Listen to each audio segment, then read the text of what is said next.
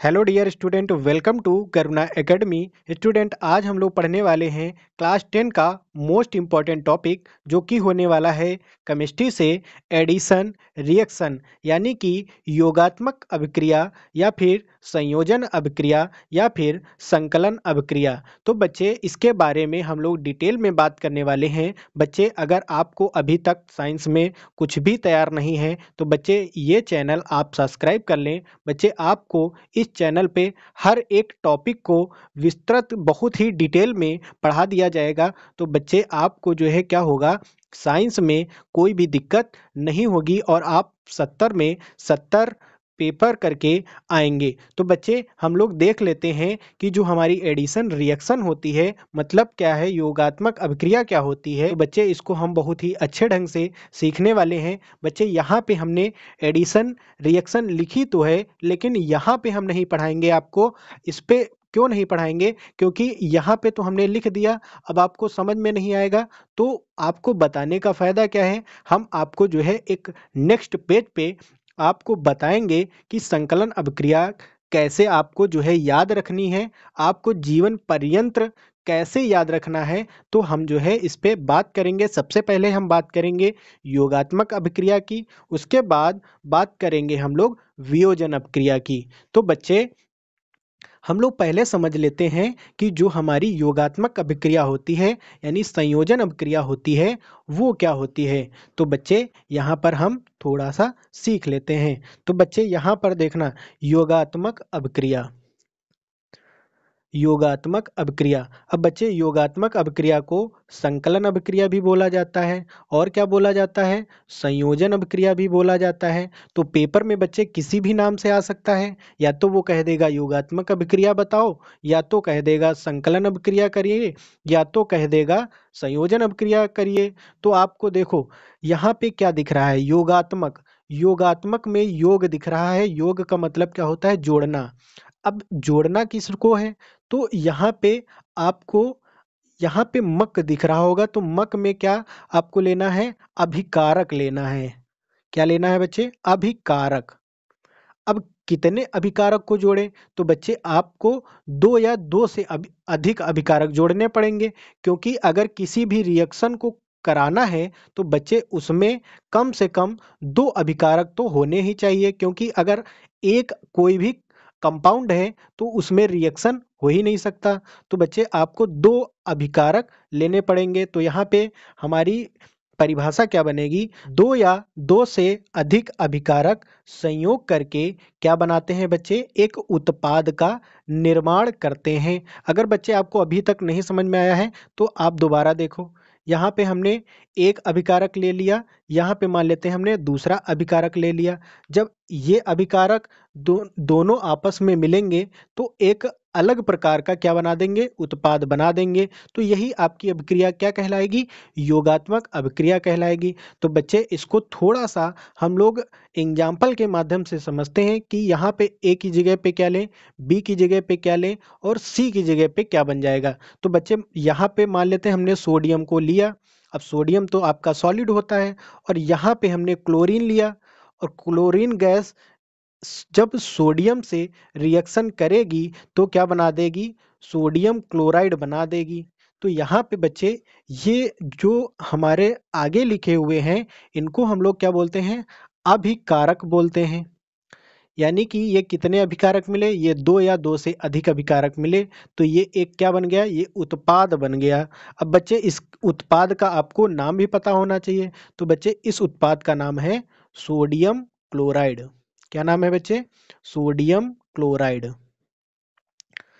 और उसके बाद यहाँ पे बच्चे Cl2 का मतलब क्या है, तो Cl2 का मतलब बच्चे क्लोरीन है, क्लो क्लोरीन है।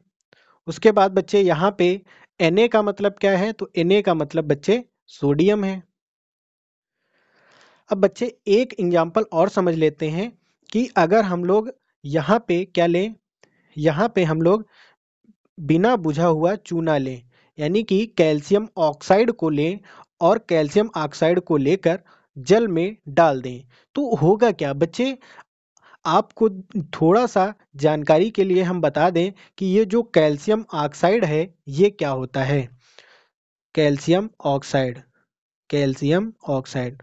बच्चे ये मार्केट में पंसारी की दुकान पे आपको आसानी से मिल जाएगा कैल्शियम ऑक्साइड। ये बच्चे बहुत ही सस्ता मिलता है, या ये आपको 10 रुपये पर केजी मिल जाएगा। तो बच्चे आप इसको ला भी सकते हैं और ये रिएक्शन आप करके घर पे देख भी सकते हैं, लेकिन बच्चे आप इसको सावधानी से करें, क्योंकि इसमें होता क्या है, जब इसको आप जल में डालेंगे तो इससे बहुत तेज ऊष्मा निकलती है। आप इसमें हाथ बिल्कुल ना डालना, क्योंकि इससे आपका हाथ जल सकता है। तो बच्चे इससे हमको क्या समझ में आया, अगर हाथ जल सकता है मतलब ये एक ऊष्मा छेपी अभिक्रिया है, मतलब कि ऊष्मा इससे बाहर निकल रही है। तो बच्चे बनता क्या है, ध्यान देना। यहाँ पे कैल्शियम ऑक्साइड को जब हम जल में डालते हैं तो कैल्शियम हाइड्रा ऑक्साइड का निर्माण होता है, यानी कि CaOH का होल ट्वाइज, यानी कि बुझा हुआ चूना बन जाता है। बुझा हुआ चूना बन जाता है। तो बच्चे आपको एक बात पता होगी, अगर आप जो है पान वान खाते होंगे या फिर आपके पिताजी पान खाते होंगे, तो उसमें जो चूना लगाया जाता है, उसमें कौन सा चूना लगता है, बुझा हुआ चूने का यूज किया जाता है। बच्चे हमें आशा है कि आपको योगात्मक अभिक्रिया बहुत अच्छे ढंग से समझ में आई होगी। अब हम लोग देख लेते हैं अपने नोट्स में।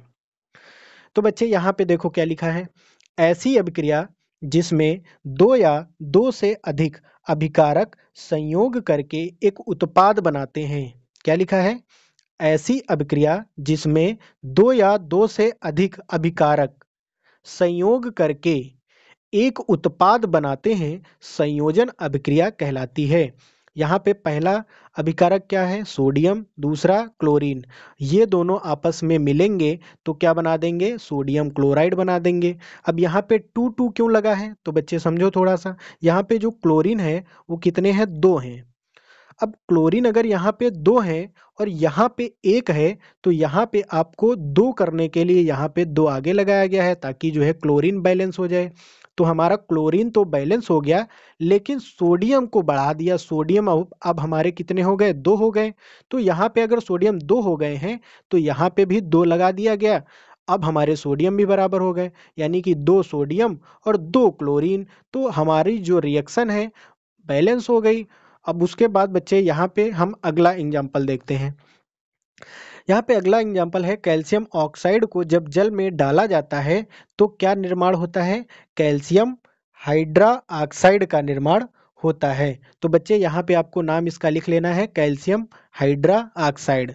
तो यहाँ पे हम बच्चे लिख भी देते हैं, इसका नाम क्या होता है, एक तो बुझा हुआ चूना, दूसरा calcium calcium hydra hydra oxide hydra oxide.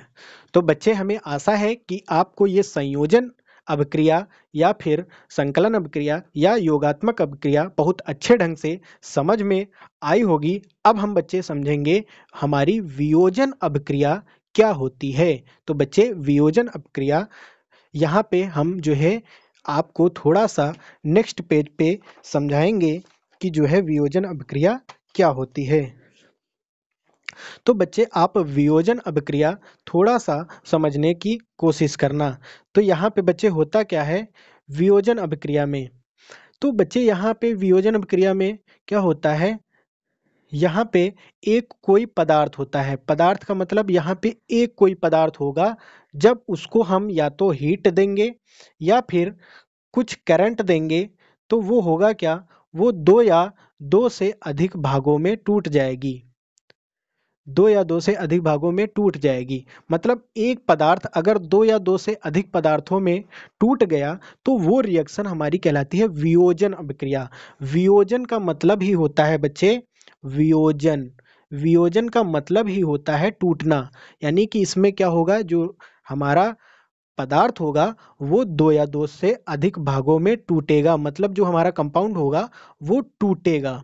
तो यहाँ पे बच्चे हम देख लेते हैं कि जो है इसका एग्जाम्पल क्या होता है। जैसे हम यहाँ पे CaCO3 लें, यानी कि कैल्शियम कार्बोनेट को लें और इसको क्या करें, हीट दें। तो इसमें होगा क्या बच्चे, समझना थोड़ा सा।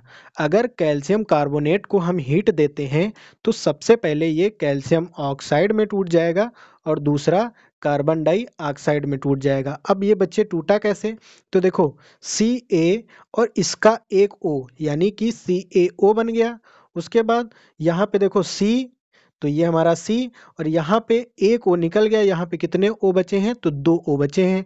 तो दोनों मिला के क्या बना दिया, कार्बन डाइऑक्साइड बना दिया। यानी कि हमारा पहला जो ये बना है इसको हम लोग बोलेंगे कैल्शियम ऑक्साइड, कैल्शियम ऑक्साइड।